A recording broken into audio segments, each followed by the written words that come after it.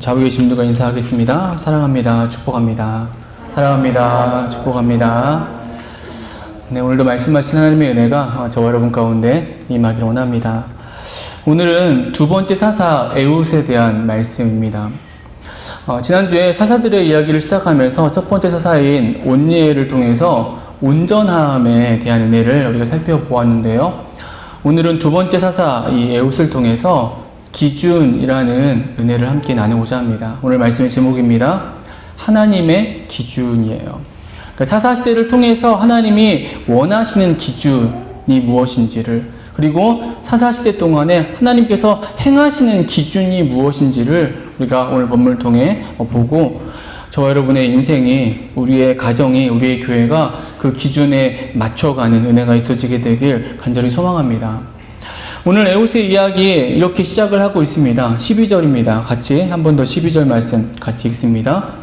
이스라엘 자손이 또 여호와의 목전에 악을 행하니라. 이스라엘 자손이 여호와의 목전에 악을 행함으로 여호와께서 모압 왕 에글론을 강성하게 하사 그들을 대적하게 하시매.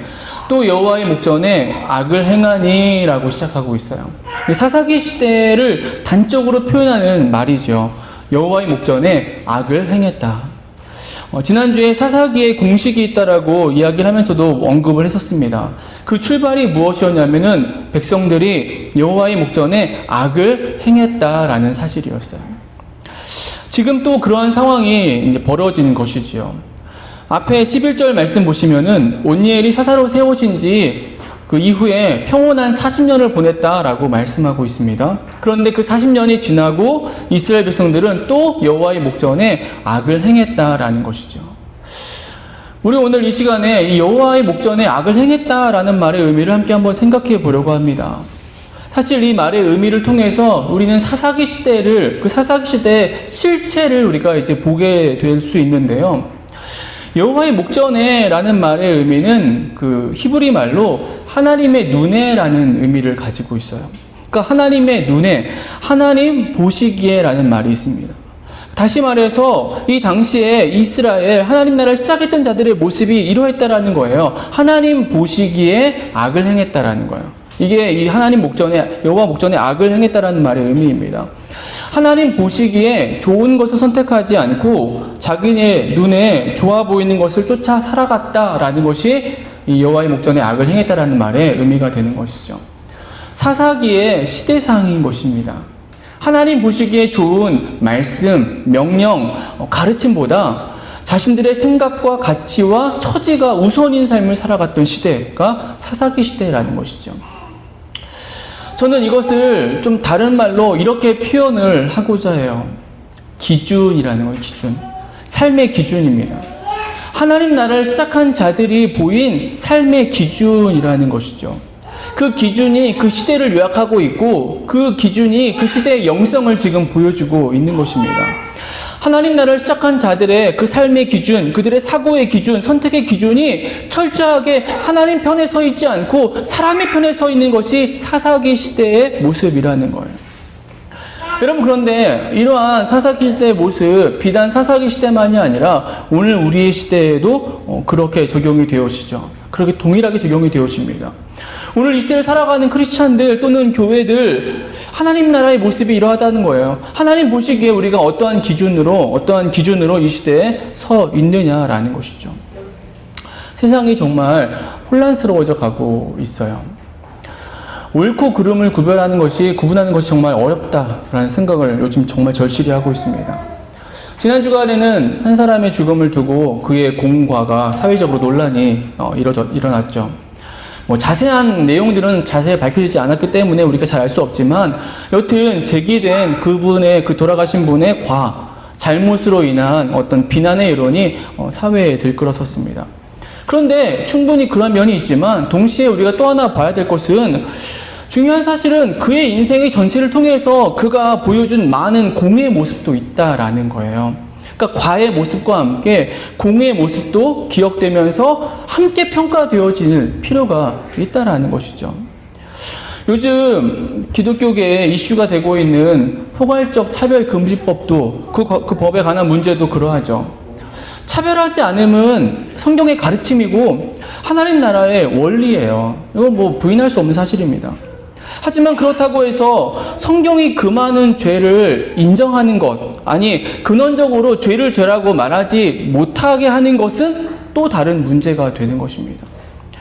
한마디로 시대 속에 거하는 교회가 이 시대의 흐름 속에서 하나님의 말씀의 가치를 붙들고 견디어내는 것, 여러분 이것이 너무도 어려운 시절에 우리가 지금 서 있는 거예요. 여러분 이러한 때에 필요한 것이 무엇이냐? 기준인 것이죠. 기준인 것입니다. 분명한 기준이 필요합니다. 기준이 온전치 않으면 이 시대 역시, 우리 시대 역시 이 본문의 사사기 시대와 다름없어지고 마는 것이죠. 혼란스럽고 어려운 시대 속에서 하나님 말씀을 따라서 분명한 온전한 기준을 세우고 살아가는 저와 여러분 우리 공동체가 되어지길 간절히 소망합니다. 여하튼 그 기준이 무너진 것이죠. 그래서 악을 행했고 선택했고 그 삶의 결과로 압제당하는 모압 왕 에글론의 압제 속에 놓이게 되었다라는 거예요. 오늘 본문의 배경입니다. 13절, 14절의 말씀인데요. 우리 같이 한 번 더 읽겠습니다. 같이 읽습니다. 에글론이 암몬과 아말렉 자손들을 모아가지고 와서 이스라엘을 쳐서 종려나무 성읍을 점령한지라. 이에 이스라엘 자손이 모압 왕 에글론을 18해 동안 섬기니라. 모압 왕 에글론이 암몬과 아말렉 자손과 함께 와서 이스라엘을 점령한 것이죠. 이 점령이라는 말은 히브리 말로 야라시라는 말인데 어떤 지역의 원주민을 다 몰아내고 그 땅을 차지한 상태를 이제 표현하는 말입니다. 한마디로 완벽하게 정복했다는 거예요. 정복해서 그들의 통치를 받는, 지배를 받는 억압의 상태가 되었음을 말씀하고 있는 것이죠. 그것도 무려 18년 동안을. 18년 기간 동안에 이 억압을 하나님께서 허락하셨다라는 거예요. 여러분 이러한 이 상황은, 이 모습은 사사기 시대가 가진 의미를 여실하게 보여주고 있어요. 사사기 시대가 어떤 시대냐? 우리가 앞에서 얘기를 했었지만은 시험의 시대예요. 테스트의 시대라는 것입니다. 기준이 무너짐을 통해서 기나긴 긴 고난의 시절을 보내면서 그 속에서 하나님의 말씀을 다시 찾는지, 말씀을 지키는지, 하나님을 찾고 구하는지를 보시는 시대가 사사기의 시대가 된다라는 것이죠. 그리고 안타깝게도 오늘 이 시대가 그러한 시대이기도 하고요.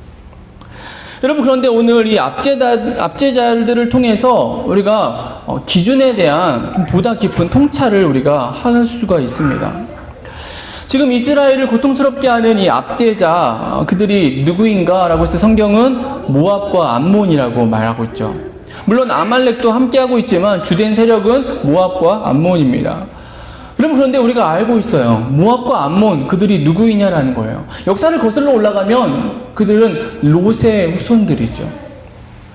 그래서 거슬러 올라가면 아브라함의 가족이에요. 이스라엘의 가족의 모습이라는 것이죠. 그래서 실제로 광야 기간을 건너오면서, 광야를 지나오면서도 그들과는 싸우지 않았어요. 하나님께서 싸움을 허락하지 않으셨던 것을 우리가 말씀을 통해 이미 들었습니다. 그런데 지금 그런 그들이, 암몬과 모압이 이스라엘을 압제하는 자들이 되어 있다라고 오늘 본문은 우리에게 말씀하고 있는 것이죠. 여러분 왜 이런 일이 벌어졌을까요? 혈연적 따져 올라가면 가족인데, 하나라고 말할 수 있는데, 여러분 그렇게 말할 수 있을지 몰라도 실질적으로 신앙 안에서는 다른 자들이었기 때문에 그래요. 민수기 21장 19절에 이렇게 말씀합니다. 같이 읽습니다. 모압아 내가 화를 당하였도다. 그모스의 백성아 내가 멸망하였도다. 그가 그의 아들들을 도망하게 하였고 그의 딸들을 아모리인의 왕 시온의 포로가 되게 하였도다. 모압을 향해서 그모스의 백성아라고 말하고 있죠. 즉 그들이 하나님이 아닌 그모스를 섬기는 자들이었다라는 거예요. 한마디로 근본이 달라졌다는 거예요. 정체성이 달랐다는 것입니다. 기준점이 달랐다라는 거예요. 신앙의 기준이 다른 것입니다. 그 다름이 지금 원래는 가족이었지만은 오히려 압제자가 되어서 대적이 되어져 있는 이런 상황을 말씀해주고 있다는 거예요. 여러분 이러한 모습은 오늘 이 시대에도 그대로 우리가 적용할 수 있어요. 주중에 어떤 선교사님의 설교를 잠깐 봤어요. 인터넷을 통해서 지나가다가. 그 내용은 이 시대 교회가 천국에 대해서 설교하지 않는다라는 그것에 대해 호통하는 그런 메시지였어요. 원래 호통하는 것이 그분의 스타일이에요. 그분의 설교는 항상 호통합니다. 그리고 그분의 신학도 좀 그런 쪽에 더 가깝게 치우쳐져 있는, 중요하게 여기는 그런 분이신데요. 요즘에 이 현재 하나님 나라, 이 땅이 하나님 나라라고 말하는 이런 이야기들을 많이들 이야기하는데 천국에 대해서 말하지 않는 그런 교회와 크리스찬들의 모습은 잘못된 모습이다라고 아주 강하게 이제 어필하는 그런 메시지였어요. 저는 그 메시지를 잠깐 들으면서 그 얘기 전부에 동의하지는 않지만 요즘의 시대 상황과 맞물려가지고 저 개인적으로 도전이 되는 부분이 있었어요. 그것이 뭐냐면 현세적 하나님 나라에 대한 생각이었어요. 즉 현세적 하나님 나라, 현재적 하나님 나라를 이야기하면서 우리가 정말 조심해야 될 것, 깨어서 구별해야 할 것이 있는데 그것이 뭐냐면 우리가 현세 속에 살아가면서 현재적인 하나님 나라를 이루고 살아가야 하지만 그렇다고 해서 이 현재가 다 하나님 나라가 아니라는 거예요. 이 현세가 다 하나님 나라는 아니라는 것입니다. 현재 이퀄 하나님 나라가 아니라 기준인 것이죠. 하나님 나라의 기준에 맞아야 그게 하나님 나라가 되는 거죠. 현재적 하나님 나라가. 한마디로 기준이 맞아야 되는 것이죠. 지난 주간부터 행해지고 있는 정규 예배 외에 그 교회 내 모든 소그룹 모임 금지하는 명령, 다들 여러 생각이 있으시겠지만 저는 목사로서 저 개인적으로 답답하고 불합리하다라도 이렇게 생각하는 면이 있어요. 하지만 뭐 그래도 괜찮아요. 괜찮다는 것은 왜냐하면은 본질적으로 예배를 금지한 게 아니고 이렇게 우리가 예배할 수 있잖아요. 예배를 금지한 것이 아니고 소모임들을 좀 자제하자라는 그 금지의 의미를 가지고 있는 것이고, 그리고 뭐 좀 길어질지 모르겠지만은 앞으로 이 코로나19의 문제가 잠잠해지면은 다 해결될 문제이기 때문에 그래요. 뭐 그래서 충분히 그냥 견딜 수 있습니다. 지금 좀 힘들지만은 우리가 주일 예배를 드리면서 인내하면서 좀 답답함을 참으면서 기도하며 기다리면 되어질 문제라는 거예요. 여러분, 그런데 차별금지법은 좀 다르다라는 사실이에요. 그것은 기준의 문제가 되어지는 것입니다. 그래서 비교적 진보적인 생각을 가진 크리스찬들도 이 금지법에 대해서만큼은 우려를 끼치고 또 반대를 표명하고 있기도 하는데요. 사실 너무 혼란스러운 상황에 서 있습니다.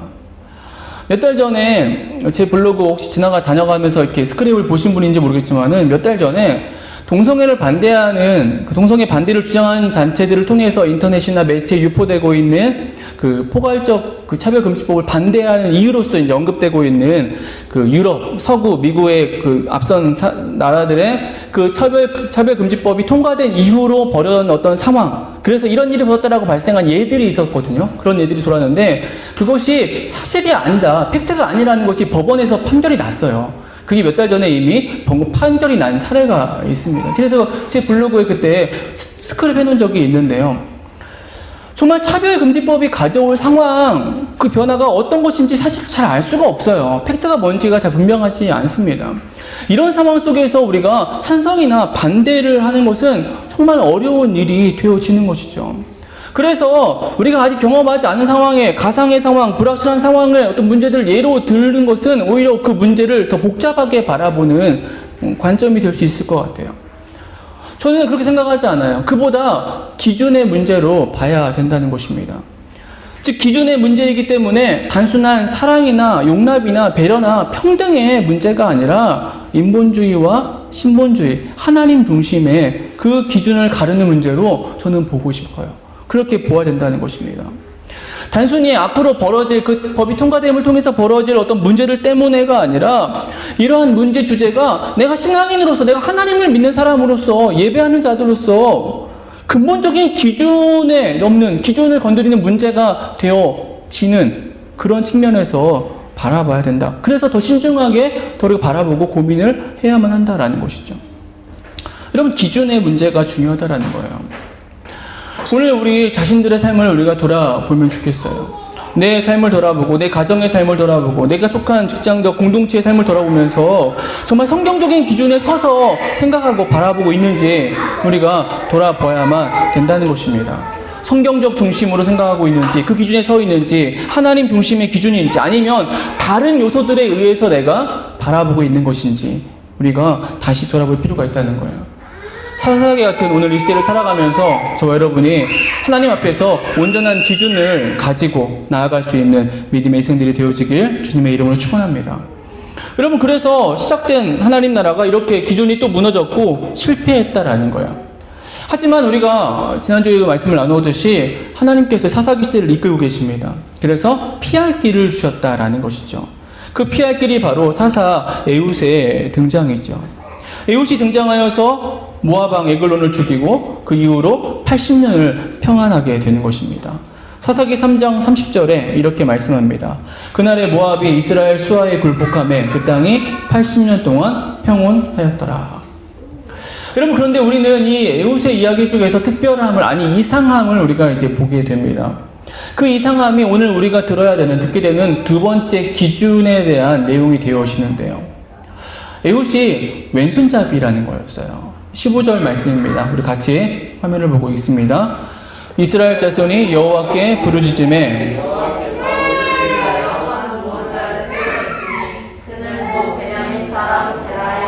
왼손잡이 에훗이라. 이스라엘 자손이 그를 통하여 모압 왕 에글론에게 공물을 바칠 때에, 지난주에도 언급했듯이 이 구약시대 속에서 왼손잡이는 일종의 열등이나 결핍의 의미를 갖고 있습니다. 그래서 이제 오늘 본문 속에 에훗을 사사라고 표현하고 있지 않아요. 오늘 본문은 그렇게 표현하고 있습니다. 사사라고 불리지 않습니다. 표현이 없어요. 물론 구원자로 세우셨다는 말이 있어서 뭐 그게 그거 아닌가라고 생각할 수도 있지만, 직접적으로 에훗을 사사라고 이렇게 칭하고 있지 않다라는 거예요. 그리고 왼손잡이 에훗이라는 이 말 속에는 일종의 언어적인 유희도 담겨져 있어요.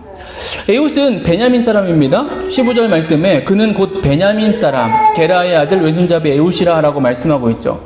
베냐민이라는 이 말의 의미 중에는 하나가 베는 아들이라는 말이고 야민은 오른쪽이라는 거예요. 오른쪽이라는 것입니다. 그러니까 이 베냐민이라는 말에 여러 뜻이 있는데 그 중에 하나가 오른손의 아들이라는 거예요. 이게 베냐민이라는 뜻입니다. 그런데 이런 베냐민 자손에서 사사가 세워졌는데 그 사사는 왼손잡이라는 거예요. 오른손 사람들 중에서 세워진 사사가 왼손잡이라고 성경은 지금 말씀하고 있다는 거예요. 혹자는 이 에훗의 왼손잡이의 의미를 양손잡이로 이렇게 이해를 하려고 하죠. 그래서 오른손만이 아니라 왼손도 쓸 수 있도록 준비된 자, 그가 에훗이다 라고 이렇게 보기도 하는데요. 이런 거 보면 성경을 해석한다는 게 정말 어려운 거예요. 근데 저는 좀 전에 살펴본 대로 그런 의미보다 전통적인 접근이 저는 더 맞다고 생각을 해요. 이 에훗의 모습은 무언가 정석적이지 않아요. 오늘과 달라요. 열등한, 문제 있는, 그 속된 말로 좀 비틀어진 뉘앙스를 담고 있다는 거예요. 에훗이라는 사람의 존재가.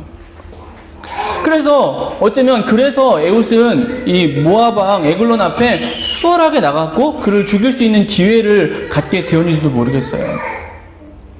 여러분, 에훗이 오늘 본문의 말씀을 읽었듯이 칼을 차고 왕 앞에 나아갔습니다. 여러분, 정복자 앞에 나아가는데 아마도 분명한 철저한 몸수색이나 보안의 절차가 있었겠죠. 왕 앞에 나아가는 것이니까요. 그런데도 숨긴 칼이 드러나지 않았다라는 것은 경계하지 않았다는 것을 의미하는 거겠죠. 에훗은 경계할 필요도 없는 사람 정도였다라는 거예요. 어쩌면 좀 심하게 보면은 오른팔을 쓰지 못하는 사람이지 않았을까라고도 생각할 수 있는, 전혀 위협이 되지 않은 존재였다라는 것이죠. 여러분, 그런데 여기에 우리가 주목해야 될 지점이 있는 것입니다. 하나님이 그런 에훗을 사용하셨다라는 것이죠.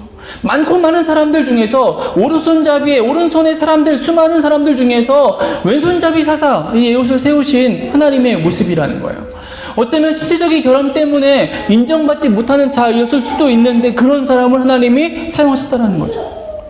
실제로 오늘 본문 이후에 말씀 보시면은 에훗이 사사로 인정받는 그 시점도 에글론을 죽인 시점이 아니라 도망쳐 나와서 좀 뒤에, 그 뒤에나 사람들이 그에게로 몰려드는 것을 우리가 이제 보게 되죠.